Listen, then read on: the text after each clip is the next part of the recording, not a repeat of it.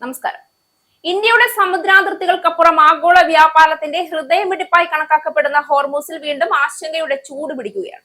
പശ്ചിമേഷ്യയിലെ യുദ്ധത്തെ തുടർന്ന് പ്രതിസന്ധിയിലായ ഹോർമൂസ് കടലിടുക്കിലൂടെയുള്ള ഇന്ത്യൻ കപ്പലുകളുടെ സുരക്ഷിത യാത്രയ്ക്കായി കൂടുതൽ യുദ്ധക്കപ്പലുകൾ അയക്കാൻ ഇന്ത്യൻ നാവികസേന തയ്യാറെടുക്കുകയാണ്. ഹോർമൂസ് കടലിടുക്കിന്റെ ദക്ഷിണ ഭാഗത്തുള്ള ഒമാൻ തീരക്കടലിലാണ് ഇന്ത്യൻ യുദ്ധക്കപ്പൽ വിന്യസിക്കുക. ഇന്ത്യൻ പതാകവാഹകരായ കൂടുതൽ ഇന്ധന കപ്പലുകളെ ഇതുവഴി കടന്നു പോകാൻ ഇറാൻ അനുവദിച്ചേക്കുമെന്ന പ്രതീക്ഷയാണ് നാവികസേനയുടെ പുതിയ നീക്കത്തിന് പിന്നിൽ. ഈ അധിക വിന്യാസത്തോടെ മേഖലയിലെ ഇന്ത്യൻ യുദ്ധക്കപ്പലുകളുടെ എണ്ണം 6-7 വരെയാവും. ഇന്ധന വിതരണത്തിന്റെ പ്രധാന ധമനിയായ ഈ കടൽപാതയിലൂടെ ലോകത്തിന്റെ വലിയൊരു വിഹിതം എണ്ണയും വാതകവും സഞ്ചരിക്കുന്നു. ഈ വഴിയിൽ സുരക്ഷാ ഭീഷണി ഉയരുമ്പോൾ അതിന്റെ പ്രതിഫലം നേരിട്ട് ഇന്ത്യയുടെ സാമ്പത്തിക നിലയെയും വിപണിയിലെ സ്ഥിരതയെയും പോലും ബാധിക്കും. അതുകൊണ്ട് തന്നെ സംഘർഷ ഭൂമിയായി മാറുന്ന ഈ പ്രദേശത്ത് ഇന്ത്യൻ കപ്പലുകൾക്ക് സംരക്ഷണം ഉറപ്പാക്കാൻ ഇന്ത്യൻ നേവി കൂടുതൽ സജ്ജമാവുകയാണ്.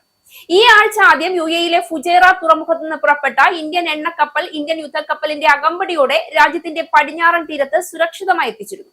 ഫെബ്രുവരി 28-ന് ആരംഭിച്ച ഇറാനെതിരെയുള്ള US-ഇസ്രയേൽ ആക്രമണം ആഗോള ക്രൂഡ് ഓയിൽ വിതരണത്തിന്റെ 20% കൈകാര്യം ചെയ്യുന്ന നിർണായക സമുദ്രപാതയായ ഹോർമൂസ് കടലിടുക്കിനെ ഫലത്തിൽ അടച്ചിരിക്കുകയാണ്. ഷിപ്പിംഗ് മന്ത്രാലയത്തിന്റെ കണക്കനുസരിച്ച് 22 ഇന്ത്യൻ കപ്പലുകളാണ് അവിടെ കുടുങ്ങിക്കിടക്കുന്നത്. നിലവിൽ 3 ഇന്ത്യൻ യുദ്ധക്കപ്പലുകൾ ഒമാൻ ഉൾക്കടലിൽ വിന്യസിച്ചിട്ടുണ്ട്. ശിവാലിക്, നന്ദാദേവി എന്നീ 2 ഇന്ത്യൻ LPG കപ്പലുകൾ കഴിഞ്ഞ ആഴ്ച ഹോർമൂസ് കടലിടുക്ക് കഴിഞ്ഞ് സുരക്ഷിതമായി ഇന്ത്യയിലെത്തിയിരുന്നു. മേഖലയിലെ ഇന്ത്യൻ നാവികസേനയുടെ സാന്നിധ്യം ഓപ്പറേഷൻ സങ്കൽപ്പിന് കീഴിലാണ് തുടരുന്നത്. ഫെബ്രുവരി 28-ന് യുദ്ധം പൊട്ടിപ്പുറപ്പെട്ടതിനു ശേഷം ഹോർമൂസ് മേഖലയിലെ തങ്ങളുടെ യുദ്ധക്കപ്പലുകളുടെ സാന്നിധ്യത്തെ സംബന്ധിച്ച കൂടുതൽ വിവരങ്ങളൊന്നും ഇന്ത്യൻ നാവികസേന ഇതുവരെ ഔദ്യോഗികമായി പങ്കുവച്ചിട്ടില്ല. കൂടാതെ 2008 ഒക്ടോബർ മുതൽ ഇന്ത്യൻ വ്യാപാര കപ്പലുകൾക്ക് സംരക്ഷണം നൽകാനായി ഒരു യുദ്ധക്കപ്പൽ ഏഡൻ ഉൾക്കടലിൽ പെട്രോളിംഗ് നടത്തുന്നുമുണ്ട്. ഇത് വെറും പ്രതിരോധ നടപടിയല്ല, ഇന്ത്യയുടെ ആഗോള ഉത്തരവാദിത്വത്തിന്റെ പ്രകടനമാണ്. സ്വന്തം വ്യാപാര കപ്പലുകളെ മാത്രമല്ല, അന്താരാഷ്ട്ര ജലപരിധികളിലെ സ്വതന്ത്ര ഗതാഗതത്തെയും സംരക്ഷിക്കാനുള്ള പ്രതിബദ്ധതയാണ് ഈ നീക്കത്തിൽ പ്രതിഫലിക്കുന്നത്. ലോകശക്തികൾ തമ്മിലുള്ള സംഘർഷങ്ങൾ കൂടുതൽ കടുത്തുകൊണ്ടിരിക്കുമ്പോൾ ഇന്ത്യ ഒരു സമുദ്രിത ശക്തിയായി നിലകൊള്ളുന്നുവെന്ന സന്ദേശം ഇതിലൂടെ വ്യക്തമാണ്. സമുദ്ര സുരക്ഷ എന്നൊരു രാജ്യത്തിന്റെ ആഭ്യന്തര കാര്യമായി മാത്രം ഒതുങ്ങുന്ന ഒന്നല്ല, അത് ആഗോള രാഷ്ട്രീയത്തിന്റെ കേന്ദ്ര വിഷയമായി മാറിയിരിക്കുന്നു.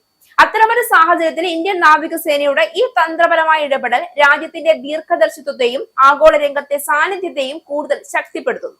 യുദ്ധത്തിന്റെ അനിശ്ചിതത്വം നിറഞ്ഞ കടൽപാതകളിലൂടെ സമാധാനത്തിന്റെ പാത തെളിക്കാൻ ഇന്ത്യ വീണ്ടും മുന്നോട്ട് വരുമ്പോൾ ഇതൊരു സൈനിക നീക്കത്തിന്റെ കഥ മാത്രമല്ല, ശക്തിയും ഉത്തരവാദിത്വവും ചേർന്ന ഒരു രാഷ്ട്രത്തിന്റെ ഉറച്ച നിലപാടിന്റെ കഥ കൂടിയാണ്.